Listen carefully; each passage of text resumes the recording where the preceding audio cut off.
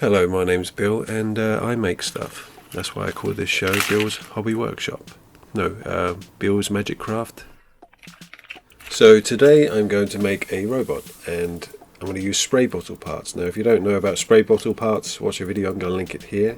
But I love them and I'm pretty sure this whole robot is mainly spray bottle parts. Yeah, just take the parts, move them around. It's like Lego, just see what looks good. And once you find something you like, and stick it down. Stick it together with super glue. You may need to sand some parts to get it to stick with this plastic, but it's normally okay. Here's a cheap pound store hook. I had a few, they fell off the wall because they're so cheap.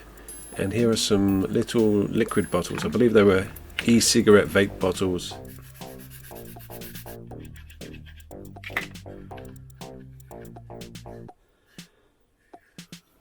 Now this is a little mini ball that you can find in a Guinness can. First you have to drink the Guinness and you can cut the can open and there's a little ball in there. And I cut it in half and I've got two little weird domes which I use as shoulders. Here are some cloves pegs from the pound store, but I don't go with those, I go with some triggers from some spray bottles. Use a craft saw there to cut the thing to shape, or just use scissors. I use scissors a lot. Sometimes the plastic can cut, but I can take it. So when you have trouble getting things to stick, use a bit of baking soda and super glue. It seems to make a really good bond and seems to stick to anything.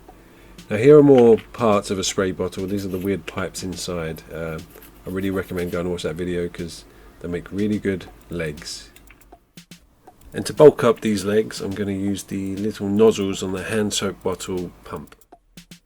Now I find feet and hands the trickiest parts of these builds, but in the spray bottle, I found these little weird bits that kind of resemble round suction cup feet, so I use those.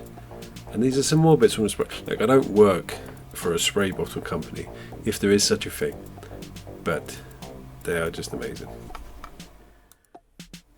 Bit of baking soda there to keep it in place, and here are some more clothes pegs. They've got a really interesting pattern on the side. And here is a pump from a hand soap bottle, not a spray bottle. They make really cool, technical looking forearms. Here are some tubes. I believe it's from a stick that held my son's balloon. The balloon's free now. And there's its backside made out of a baby lotion bottle top. And here are some spray bottle nozzles. Yes, from a spray bottle. They're going to be kind of like torches on its shoulder. Look, if there was a toy company that ever made a transformer of a window cleaning spray bottle, then this would be it. And here is the garden wire and some aperture wire. Let's try and figure out how to make a hand here. A good way is to just kind of thread beads onto a bit of wire, and then you can make articulated fingers. So it's a pain to glue and it takes a long time to dry, but there you go, there's some fingers. Now trying to figure out the fingertips can be tricky, but look at this. What's this? What's this right here? This is the lid of a super glue bottle. Makes a nice little fingertip. There you go.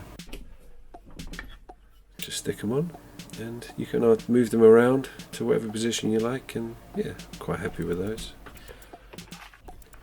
So instead of being a robot, I decided it was like a walker mech. So I took some tile spaces, you can get these cheap, a bag of those, and stuck it to a little ring from my super glue bottle and made a valve that can go on the backside so the man or woman can enter or exit at their own pleasure.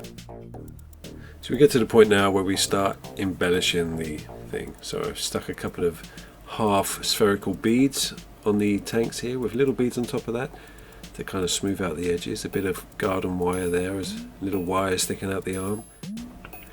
So like hands, toes are hard, but I figured I could cut up some of these things, the little things that screw into the wall, hold your screws in place, and make some toes out of it. And now we're on the styrene pass. I always do a little styrene pass on my builds. You can use card, paper, but I cut a strip, start poking bolts in it with a little drawing pin all the way along, and it makes a nice little textured, riveted piece of metal, and I dress up my window. And here are my rhinestone stickers that I use as bolts. I dip them in super glue and just stick them anywhere that a bolt would be. And there's the build. It's all greeblied up and it's looking a lot whiter than normal, and I think that's mainly because it's made out of spray bottles, but it doesn't matter because now I'm just going to go take it outside and spray it. So time for paint. Now I'm not the best painter in the world. I tend to mess it up more than I get it right, but yeah, I spray it grey first and I start dabbling on a colour. Here is some blue. It will not resemble this blue at the end, knowing me, but let's give it a go. Here is the gunmetal colour. I dabble it on to add a bit of texture, and see these edges here, the little silver edges where the paint is scratched off. I'm going to talk about how I did that in a separate video, but there's a really easy way of doing that, and I want it to be just a little tip video that I can share with you. So then I used my homemade brown wash. It's burnt umber oil paint mixed with white spirit, but mine tends to be a little bit too thick. I would thin it down a bit more for your own and dab it off with a tissue. I used a hairdryer to dry it completely, and then I used some metal silver paint to dry brush over the whole thing to bring out the details.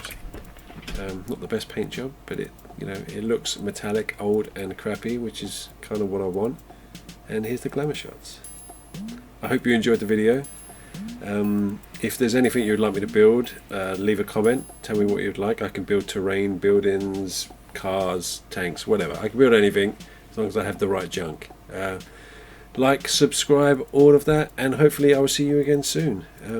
Bye!